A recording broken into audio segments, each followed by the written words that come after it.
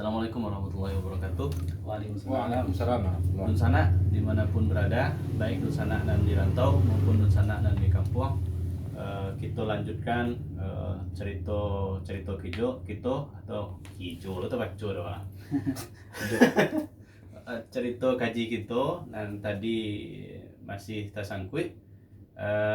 Tentu banyak hal yang harus kita jalehan dan minta penjelasan dari ahlinya, Buya kita, Buya Aspi Bagindo Fakih, dan juga dari Buya pertanyaan yang datang dari Uda Mursal Malin.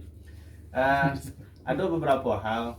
Yang pertama tadi masalah jamaah sholat Jumat, kemudian berikutnya penggantian sembahyang, lalu ada roci lain, kan ada kalimat azan nan muncul ketika di masjid orang di nama itu istilahnya tidak sembahyang masjid, kemudian dibacalah di muazzin itu ala sallu fi buyutikum, itu.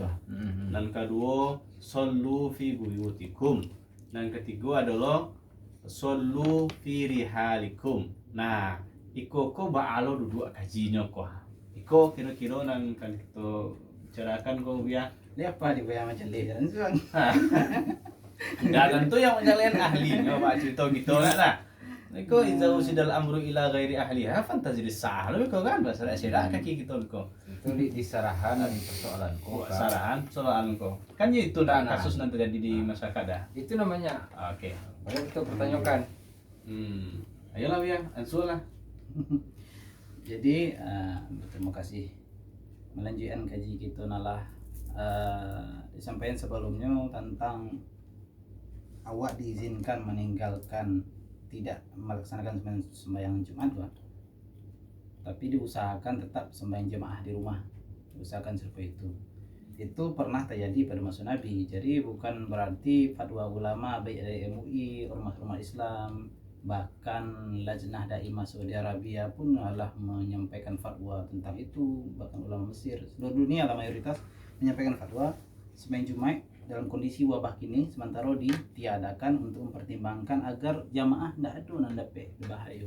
Sebenarnya dalilnya banyak, diantaranya terbuka kitab sana ya, karena ada dalil nanda apa nih Kok supaya pasti kayak ya. pasti. Cak. Nah, itu nusana langsung cari kitab. Nah, kan kita bawa kitab sekali. Ya itu kan itu. Nah, itu.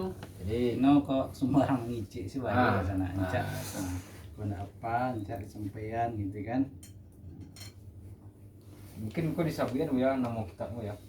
Kita Ayo. Kitab mana biar coba juga. Ada yang ingin mencari dan sana itu Tirmizi. dan di kampung atau di Nah, mana. begitu sana. Kalian tadi Wak sampaikan bahwa referensinya itu adalah hadis dari Nabi Muhammad SAW. Tentu Wak merujuk kitab hadis primer. Kalau nang ambu pacik ini itu ada Sahih Bukhari, ada Sunan Ibnu Majah. Itulah masalah. Kalau masalah kok.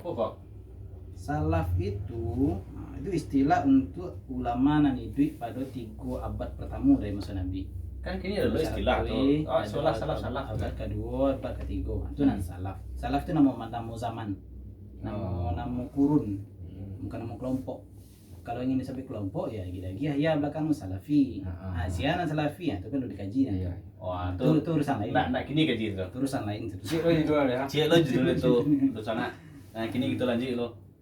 Nah, jadi ada hadis Nabi Muhammad SAW itu diriwayatkan oleh Imam Abu Dawud dari jalur Abdullah bin Abbas. Jadi Nabi pernah bersabda, "Man sami'al munadiya falam yamna'hu min ittiba'ihi 'udhrun." Nah, orang yang memandanga muazin lalu ndak ada uzur yang membuatnya terhalang untuk masjid, ndak ada uzur kah? Dan dia ndak mau masjid. Ndak ada uzur, ndak disambutnya panggilan muazin. Kan? Lalu dipintai oleh sahabat, uzur tuh, cek sahabat. Nabi lalu selesai menyampaikan leh, uzur tuh Nabi, khaufun au marad, rasa takut dan sakit, itu uzur tuh. Lalu kecil Nabi lam tuqbal minhu salatu allati shalla. Allah tidak menerima sembahyangnya yang dilakukannya. Nah di situ hubungannya dengan wabah kini. Di hadisku Nabi nyampaikan khaufun au maradun, rasa takut dan sakit. Orang yang sakit dapat uzur, orang ada mana mengalami rasa takut atau kondisi parang misalnya, atau takut ada di musajid itu orang yang membahayakan dirinya, termasuk wabahku. Bahkan wabahku bisa membawa cedera lah, sakit, bahkan kematian. Nah itu sudah mendapatkan uzur, disebut uzur oleh Nabi. Maka Nabi mengizinkan orang yang biasa-biasa melaksanakan sholat jamaah ada uzur supaya itu, maka ini tidak untuk tidak sholat jamaah di masjid. Bahkan dalam kondisi membahayakan seperti itu bisa wajib baginya untuk menghindari tempat-tempat seperti itu karena membahayakan diri. Berarti kan lepas imbauan pemerintah fatwa MUI sangat pas, bahkan kondisi itu didukung oleh para ulama lintas dunia. Banyak sebenarnya bahayanya kok bukan untuk diri surang ya, apalagi orang lain. Nah ada istilahnya bahaya untuk diri surang, ada yang bahaya untuk kamu. Bahaya untuk diri surang saja itu sudah cukup untuk membawa dapat uzur, apalagi bahaya basamu. Nah itu disebut dari hadis di pertemuan sebelum itu, la dharar wa la dirar. Dharar itu mungkin untuk diri seorang, tapi dirar itulah saling tuh. Ini melibatkan antara awak dan orang lain. Nah ada pula nih, kalau awak ingin pakai analogi, analogi itu dalam bahasa kitab itu yang qiyas namanya.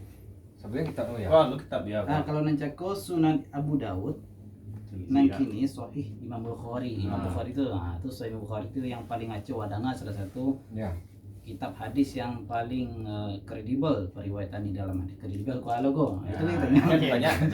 Pokoknya asa terangnya Sahih Bukhari atau Sahih Muslim itulah pasti hadisnya sahih itu. Enggak ragu-ragu ya itu dia. Nah, jangan sakit, jangan rasa takut, jangan kan wabah. Coba sana dengar hadis kecil. Nabi hadisku diriwayatkan oleh Jabir bin Abdullah radhiyallahu anhuma, diterima dari Nabi sallallahu alaihi wasallam. Nabi man akala thuman aw basalan falyatazilna aw liyatazilan masjidana. Sianan makan bawang merah, bawang putih ya, menjauh dari masjid kami. Woi, sepelenya sana. Awak orang kampung, kau makan bawang putih, makan bawang merah. Kok maksudnya badan bawaun kok? Tujuannya ke baun tuh ya. Ujung ke baunnya, sepele sana. Sepelenya. Jadi hadisku dikomentari oleh para ulama karena ilah itu salah satunya karena baun itu. Baun karena sakit. Ya. Tapi mempe orang tidak lama lah jawab. Orang sekali nyaman tidak nyaman. Iya, nyaman. Tidak sakit orang loh. Itu masuk bon ketiak gitu. Salah satunya itu. Bisa dikiaskan ke situ. Jadi anjurannya kalau ingin puasa hijau, ayo mandilah, bersihlah. Jangan membawa badan busuk. Wangi-wangi lah. Apalagi nan sampai mampu awak masuk ICU. Kalau sedangkan ikut saja suruh Nabi untuk menghindari kan. Apalagi wabah. Nah itu sana ya sebenarnya masalahku bukan masalah baru lah, pernah dialami oleh Nabi atau pernah disaksikan oleh para sahabat. Ulama waktu tidak mengada-ngada ada keadaan ada pertimbangan mafsadat maslahat. Nah ini dia dulu kaji mafsadat mahnya waktu boleh meninggalkan masjid. Nah langsung aja gini lah, mafsadatku, ada orang bertanya, mafsadatku harus terbukti secara real atau ada dugaan saja, dugaan kuat? Kan ada kaidah fikih darul mafasid muqaddamun ala jalbil masalih. Ada redaksi lain darul mafasid aula min jalbil masalih. Menolak mafsadat, menolak bahaya lebih diutamakan dari mengambil manfaat kebaikan. Manfaat apa dia konteksnya? Sampai musajid manfaat tak? Sampai jamaah musajid bermanfaat. Ya. Tapi ada menolak bahaya, menolak mafsadat. Mafsadat itu apa? Ada wabah. Sesuai ahli. Fas'alu ahla dzikri in kuntum la ta'lamun. Tanyalah kepada ahli jika memang tidak tahu. Ahli dalam hal itu adalah ahli medis. Kalau ingin wasabi ulama ya ulama medis. Ulama anak lo ayam ya. Ulama medis. Jadi atas dasar kesaksian. Atas dasar kesaksian mereka, penelitian mereka, wabah itu memang bahaya dan telah terbukti kini. Terbukti mafsadatnya. Tidak diduga-duga itu. Corona itu bisa membunuh. Jadi mafsadat kon ada tingkatan mafsadat kon, mafsadat muhaqqaqah namanya, ada mafsadat maznunah, ada mafsadat muhamah. Kalau mafsadat muhaqqaqah, mafsadat lah terbukti secara real. Ada mafsadat maznunah, 50-50. Ada mafsadat muhamah, masih dudukan lama. Mafsadat tingkat dugaan lama pun lah harus wa hindari, apalagi mafsadat tingkat di hati ini. Nang kini wabah corona itu adalah mafsadat muhaqqaqah, lah terbukti. Banyak orang sakit dan ratusan jiwa yang jiwa untuk Indonesia lah. Kecilnya contohnya aku ya, ada kejadian yang di kebun jeruk yang memaksakan tetap ke petang dari 100 sekian orang itu 30 yang positif, 100 sekian yang harus dikarantina. Nah artinya kan mudarat yang Buya kecil cakul itu luar biasa besar terjadi. Itu di kebun jeruk di sana. Ya. Jadi mereka ada kisah ini pertikaian antara pertikaian dalam tanda kutip, pertikaian antara madarat mafsadat dengan semangat wak beribadah dan semangat tauhid misalnya. Wak lah dicontohkan oleh sahabat Nabi Ammar bin Yasir. Ammar bin Yasir ketika sebelum Nabi hijrah itu kan Ammar bin Yasir radhiyallahu anhu kan sempat disiksa. Disiksa, diimpi badannya juga batu untuk memasuk untuk menyembah berhala. Lalu tapasolah Ammar bin Yasir itu menyabitkan menyembah berhala yang kafir dan ikuti Nabi Muhammad. Secara zahir orang ko Ammar bin Yasir bisa kafir, tapi hatinya apa? Wa qalbuhu mutmainnun bil iman kan Nabi. Bako sampai mengecek mana itu Ammar bin Yasir. Karena hifdzun nafsi. Nah, muncullah nanti ada istilahnya ada yang harus dijaga dalam wa'id itu. Ada nama hifzuddin, menjaga agama, menjaga jiwa, menjaga harta, menjaga harta benda, menjaga keturunan. Tapi tanpa awak bisa menjaga diri, terancam nyawa, baca menegakkan agama. Maka ulama meletakkan hifzun nafsi di awal, menjaga diri, menjaga nyawa. Peringate. Bala akan bisa menegakkan agama, kedua lah lama loyo jarang Nah, jadi orang nambah sama kamu saji dalam kondisi wabah kona yang mana wabah kona tidak mencalia, inyo tidak melaksanakan hifzun nafsi. Kalau tidak melaksanakan hifzun nafsi, sementara hifzun nafsi itu perintah kamu. Mohon maaf, bisa kemungkinan besar inyo bisa bareknya berdosa. Berkemungkinan bisa membuatnya berdosa. Karena inyo melanggar hifzun nafsi, yang mana hifzun nafsi itu sebab agar inyo bisa mendekatkan kamu. Bukan berarti awak menjauhkan diri dari musaji. Tetap dalam tekad dalam diri awak. Bisa dikecil haram. Tidak. Wala tulqu bi aidikum ila tahluka. Lah dilarang di Quran. Lah dilarang Quran. Bukan musaji ini dilarang lagi lewat pilah. Bukan musaji ini lah. Ada sebab yang membuat awak menghindari. Dan bukan lo untuk menghilangkan semangat awak. Untuk berjamaah atau beribadah ya. Oke, itu kan lah jaleh itu dan sana sedonyo. Terkait dengan dokumentasi yang tadi disampaikan oleh Buya Kito. Cik lagi Buya yang tadi itu yang masalah solu fi buyutikum. Masalah azannya. Nah, masalah azan.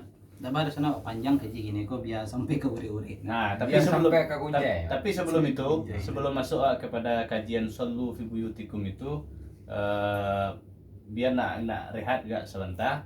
Kita lewat sambung oleh sana kaji kita tentang kajian sallu fi buyutikum atau sallu fi rihalikum. Untuk sementara kita pause dulu.